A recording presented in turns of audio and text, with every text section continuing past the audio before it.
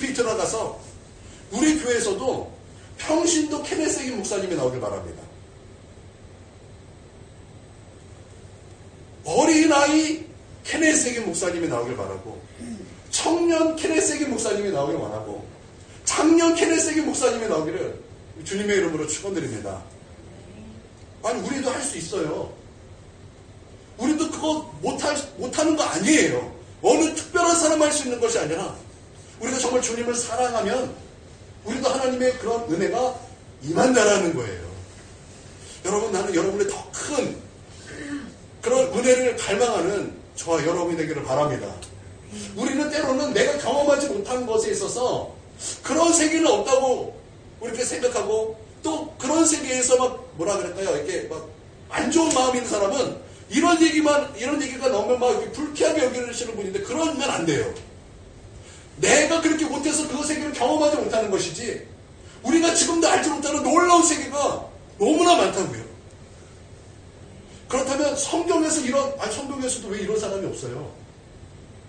성경에서도 이런 사람이 많죠. 다니엘이 안 그랬을까요, 과연? 사무엘이 과연 안 그랬을까요? 하나님께서 하나님을 너무나 사랑하는 사람이라고 인정한 다윗이 안 그랬을까요? 바울이 과연 안 그랬을까요? 요한이 안 그랬을까요? 베드로가 안 그랬을까요? 예수님이 하나님 앞에 기도하는 모습을 제자들에게 보여주었을 때 예수님의 기도가 그런 기도가 아니었을까요? 우리는 말씀에서 충분히 그것을 보게 돼요.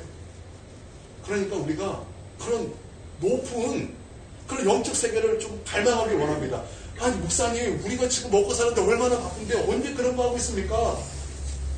아니, 그런데요, 그 보혈의 기도라는 책을 쓴 장로님이 계십니다.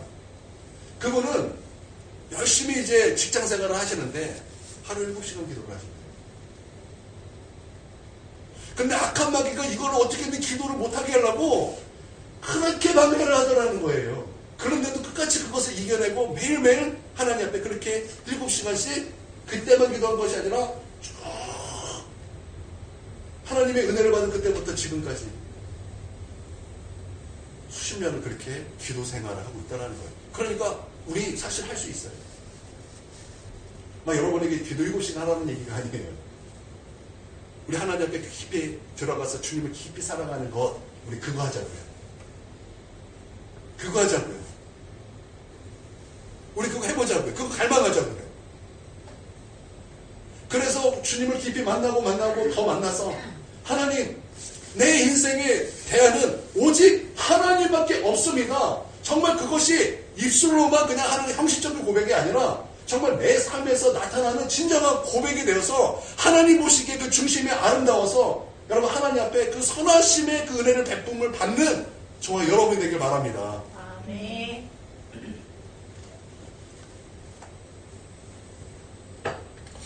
시편 73편은요, 이제 우리가 이제 보는데, 시편은요, 5권의 책으로 이제 되어 있습니다. 5권의 책으로. 1권은 창세기에 해당되는 말씀이에요. 그러니까 5권이 있는데 이 5권은 창세기, 출애굽기, 레위기, 민수기, 신명기 주제가 똑같아요. 그래서 제 1권을 읽어보면 여기는 분명히 창세기에 관한 주제가 동일하게 나옵니다. 그러면 시편 2권은 어떤 주제가 나오겠습니까? 출애굽의 주제가 나옵니다. 그래서 출애굽의 주제가 무엇이죠? 구원이죠. 모르는 척 하시는 거죠. 지금 모르는 척 하시는 거죠. 아는데 모르는 척. 저로 하여금 더 말하게 하려고. 그렇죠?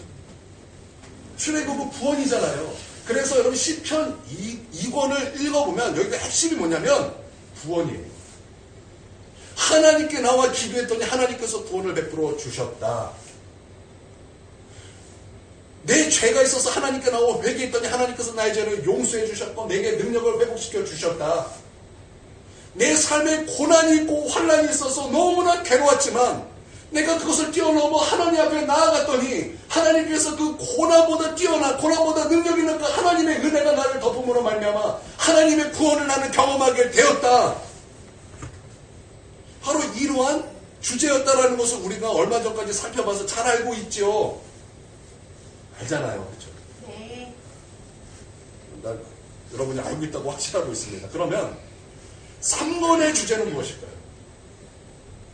3권의 주제. 3권의 주제는 레위기입니다. 그럼 레위기의 주제는 무엇입니까? 예배잖아요. 예배잖아요. 성소잖아요. 그래서 시편 3권의 주제도 예배요 성소입니다. 그래서 그것이 그러니까 성전 중심의 신앙이 매우 중요하다라는 것이 강조가 되고 있는 것이 시편 이제 3권의 말씀입니다. 2권은요. 그래서 3권은 이제 3권에서 많이 나오는 이제 배경이 뭐냐면 우리 2권은 그래도 다윗의 시가 굉장히 많이 나와요. 여러분 그거 왜 여러분 시편 읽다가 앞부분에 다윗의 시가 막 몰려있고 뒷부분에 별로 없다라는 것을 좀 궁금하게 생각되어지지 않았습니까? 이유가 있는 거예요.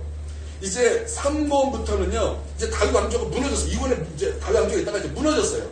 무너지고 나서 이제 어떠한 이제 그런 뭐랄까 이제 시대가 됐습니까? 바벨론 포로 시대가 되잖아요. 다윗 왕조가 무너지고 유다 왕조가 무너지고 바벨론이 와서 무너뜨렸죠.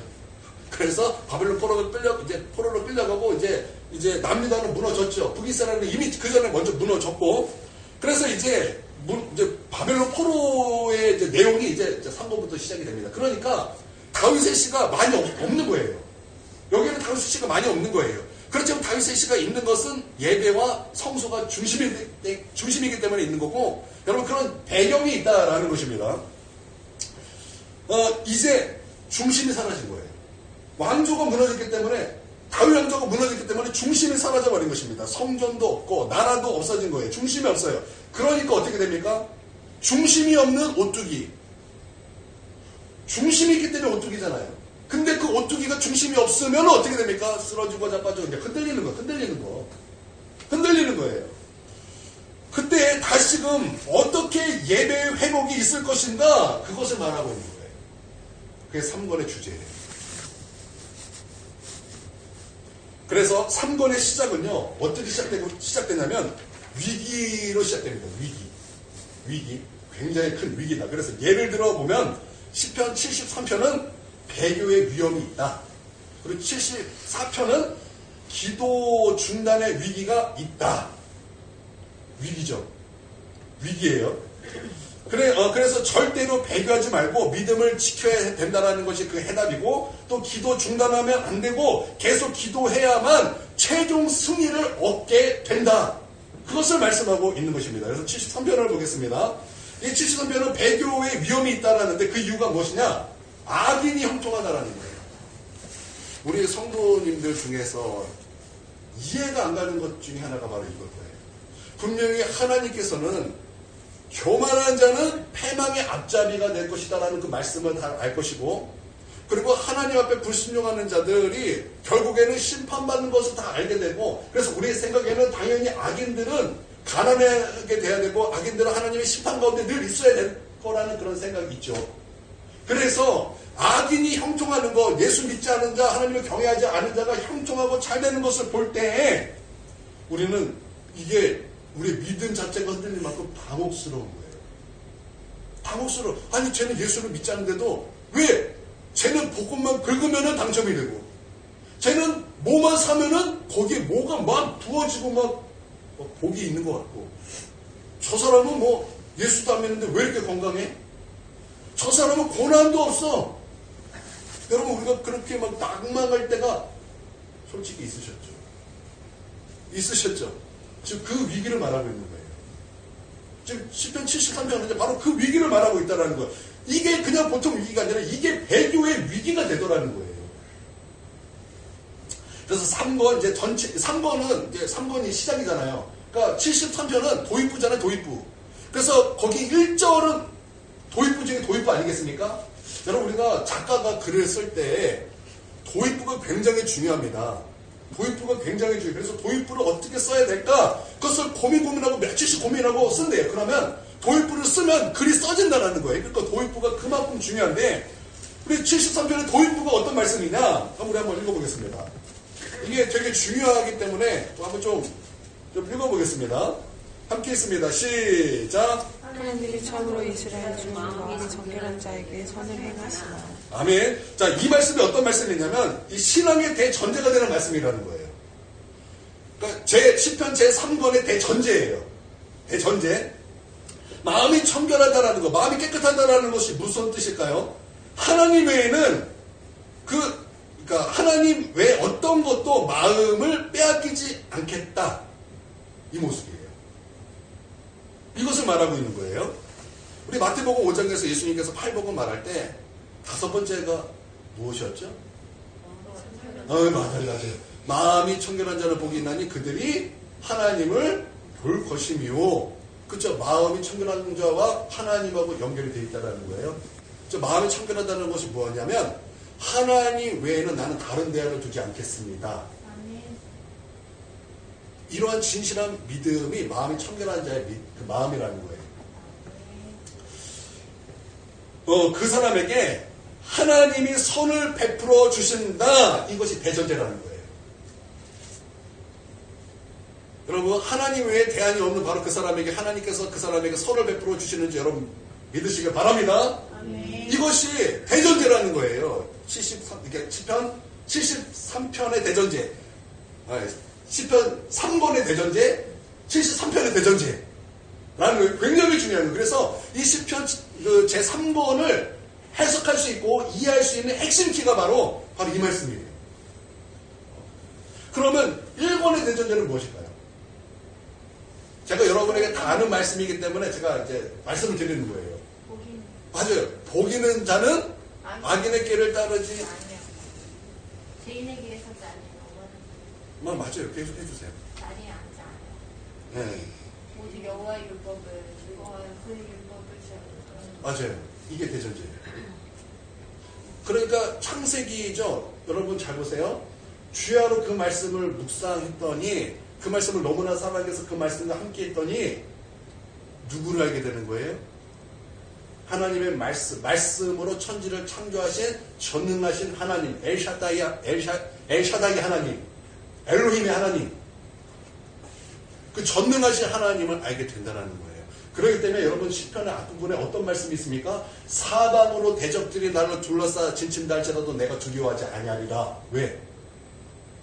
그 하나님이 나의 하나님이요 나의 전능하신 하나님이 그들을 비웃으시리로다. 이게 대전제가 되어야 되는 거예요.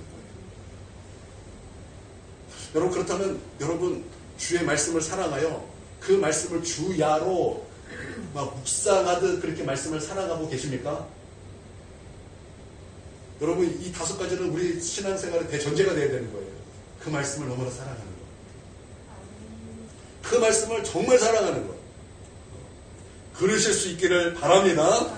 그랬더니 다윗의 유명하신 시편 23편의 그 마지막 부분에 어떤 말씀이 있습니까?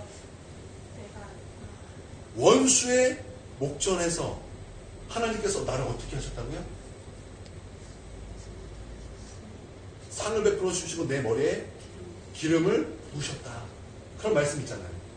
그 원수의 목전에서 내게 상을 베풀어 준 기름을 부어 주셨다는 거예요. 그러니까 원수가 앞에 있더라도 전능하신 하나님 앞에 아무것도 아니라는 거예요. 그러니까 좀 이해가 되시죠? 이 대전제라는 게. 그러면 제 2권의 대전제는 무엇일까요? 이것도 여러분 다 아시는 말씀이에요. 시편 42편의 말씀이죠. 하나님이여 사슴이 시냇물 찾기에 갈급한 같이 내 영혼이 주를 찾기에 갈급하나이다. 내 영혼이 하나님 곧 살아계시는 하나님을 갈망하니니 내가 어느 때에 나아가서 하나님을 배울까? 내 영혼아 내가 어찌하여 낙심하며 불안해하는가? 내 소망 하나님께 두라. 그가 너를 도우시리라. 그러므로 내가 하나님을 여전히 찬송하리로다. 다 아시잖아 이 말씀. 이게 바로 대전제예요. 여러분 우리가 얼마 전까지 이 2권을 다뤘을 때 맞죠? 이게 대전제가 맞죠? 그렇죠? 하나님을 갈망함으로 말미암아 내 하나님을 나의 소망으로 두며 내가 낙심하지 않고 주님만을 바라보며 주님이 나를 구원하시는 분이시며 그래서 내가 주님께 나아갈 때 주님 나를 구원하시리라. 그 다 그 주제였잖아요. 안 들으셨던 거죠? 그죠? 안 들으셨던 거죠? 예, 그래서 3권은 하나님을 바라보는 사람에게 하나님께서 선을 베풀어 주신다. 하나님만이 대하는 성도에게 하나님께서 선을 베풀어 주신다. 그 말씀이 대전제가 되는 거예요. 선이 뭘까요? 토부잖아요, 토부. 히브리어로 토부잖아요, 토부. 그 토부라는 단어가 어디서 나오죠? 하나님께서 말씀으로 천지를 창조하시고 나서 토부, 사람 창조하시고 나서 심히 토부, 심히 토부, 매우 토부, 베리베리 토부 말씀하시잖아요. 좋았더라. 하나님이 지으신 모든 세상이 너무나 아름다웠더라. 그게 선이잖아요. 그러니까 우리가 오직 하나님만이 나의 삶의 대안입니다. 그렇게 우리 하나님을 바라보고 나아갈 때 하나님은 우리의 삶에서 가장 아름다운, 하나님 보시기에 가장 선한 아름다운 모습으로 우리 가운데 그런 은혜를 베풀어 주신다. 아멘. 할렐루야. 아멘. 뭐 얼마나 귀합니까? 얼마나 복된 말씀입니까?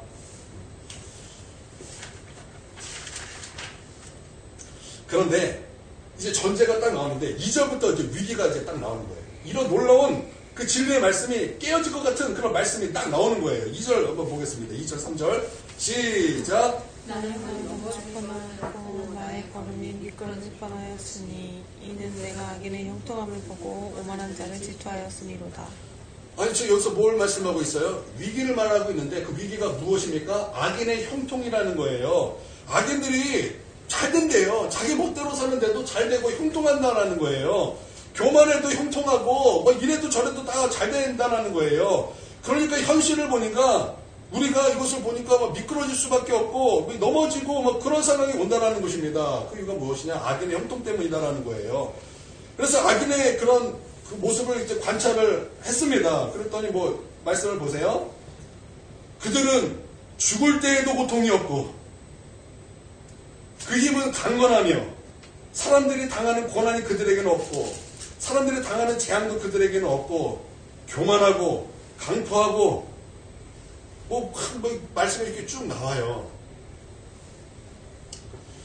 그런데도 승승장구하더라는 거예요. 악인인데도 불구하고 승승장구하더라는 것입니다. 그런데 그들의 특징을 봤더니 두 가지 특징이 나오는데 첫 번째는 교만과 두 번째는 강포라는 거예요. 교만은 자기 자신을 향한 거죠. 내적으로는 자신밖에 없는 거예요. 밖으로는 강포, 이게 폭력이에요, 폭력. 그래서 이제 이것이 악인의 특징인데, 여러분, 교만하다는 것은 자신으로 끝나는 것이 아닙니다. 교만에는 시선의 교만이 있어요, 시선의 교만. 안하무인, 인사 안 하고, 무시하고, 이게 교만에서 나온 거예요. 그래서 우리가 무시자, 무시. 그래서 없는 것 같이 보는 거. 그 사람이 있어요. 근데 없는 것 같이 보는 사람들이 있죠. 그 사람이 있어요. 있는데 없는 것 같이 할 말 다 하는 사람. 이거 교만이라는 거예요. 눈의 교만. 말의 교만이 있죠. 뭐만 하면 막 비꼬는 거 있잖아요. 뭐만 하면 없는 것들이. 뭐만 하면은 못생긴 것들이. 뭐만 하면은 내가 전생한테 자주 한 말입니다. 회개합니다.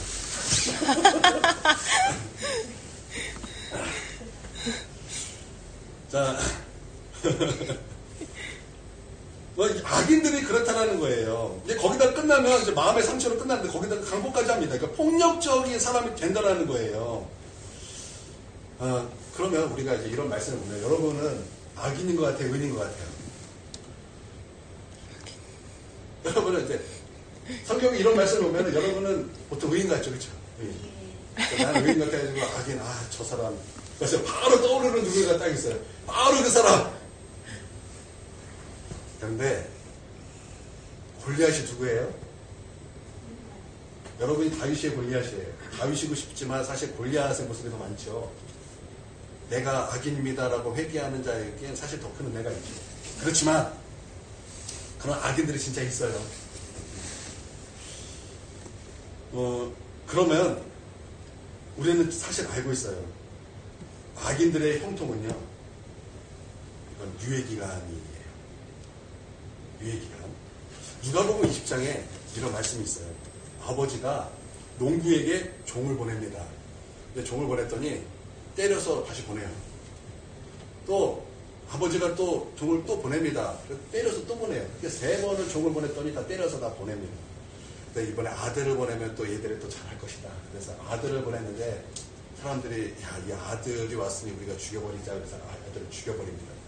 그런데도 아무 일이 일어나지 않아요. 종을 때렸을 때도 아무 일이 일어나지도 않고 아들을 죽였을 때도 아무 일이 일어나지 않습니다. 그런데 정말 아무 일도 일어나지 않는 것일까요? 말씀을 보니까 결국 아버지가 오셔서 그 농부들을 심판하시잖아요. 그러니까 악인의 형통이라는 것은 이런 거예요. 악인의 형통이라는 것은 사망 선고를 받은 거예요. 그들이 지금 형통한 것 같지만 곧 망한다라는 것입니다. 여러분 바벨론도 가장 강할 때 망했어요. 아수르도 가장 강할 때 망했습니다. 악인의 형통은요 유예기간이에요. 너 빨리 돌아와. 너 빨리 돌아와야 돼. 너 회개해야 돼. 하나님께서 잠깐 시간을 주신 그 유예기간이라는 거예요. 우리가 믿음이 연약하니까 이것을 모르는 것입니다. 그래서 모르니까 이것을 보고서 배교에 막 위험이 있는 거예요. 막 이것 때문에 막 절망하고 낙심해서 악인들의 가는 길 나도 가겠다 그러고 배교한 사람이 참 많이 있다라는 거예요.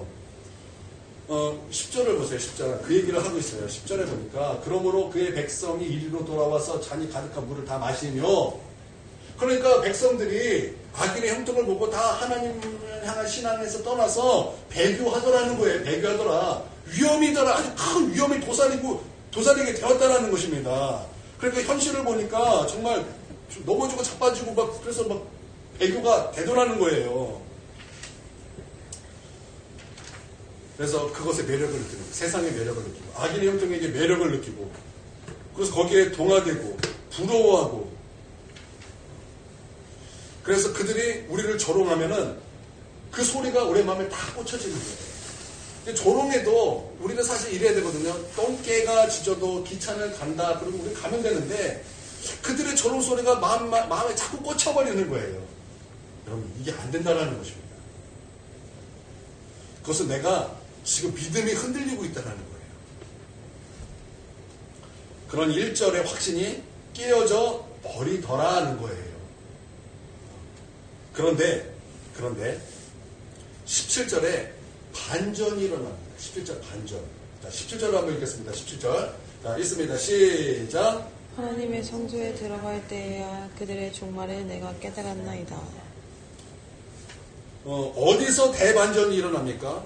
어디서 이 시편 기자가 거기서 반전의 깨달음을 얻습니까?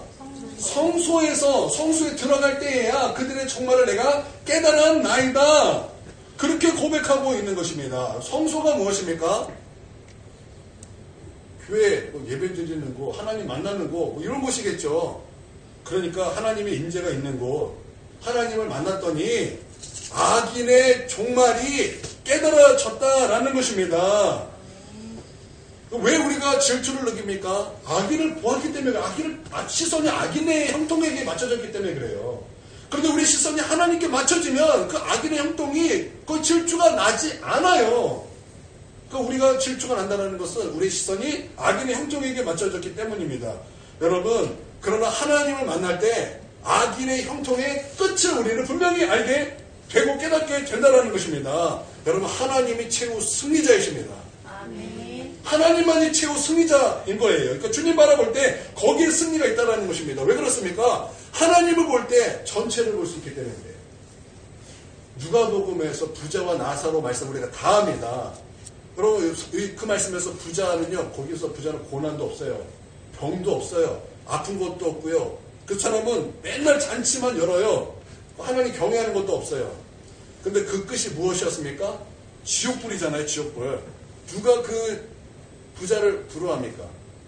누가 그 부자를 부러워합니까? 그 부자 부러워하세요? 그 누구도 그 부자를 부러워한다고 말하는 사람이 없습니다. 오히려 그지였지만 천국과 나사로가 부럽다라고 말하는 그런 사람들이 있죠. 우리가 왜 그렇게 고백하죠? 왜 우리가 그렇게 말을 하죠? 전체를 보았기 때문에 그래요. 전체를 보았기 때문에. 여러분, 하나님을 만나면 전체를 보게 되는 거예요. 전체를 보기 때문에 악인의 형통의 종말을 우리가 알게 되는 것입니다. 그렇기 때문에 믿음의 배교의 위기에서 흔들리지 않고 최후 승리를 얻게 된다는 것입니다. 그러므로 나는 저와 여러분에게 오늘 이 대전제 하나님만이 나의 대안인, 오직 나에게 하나님만이 나의 소망인, 그래서 우리 하나님 앞에 나아가기를 힘쓰는 자, 바로 그런 사람에게 하나님께서 선을 베풀어 주신다는 것을 믿고 나아갈 때 여러분 거기에 하나님께서 우리 가운데 최우승위를 얻게 하실 줄 믿습니다. 아멘. 하나님의 임재 가운데 승리하십시오.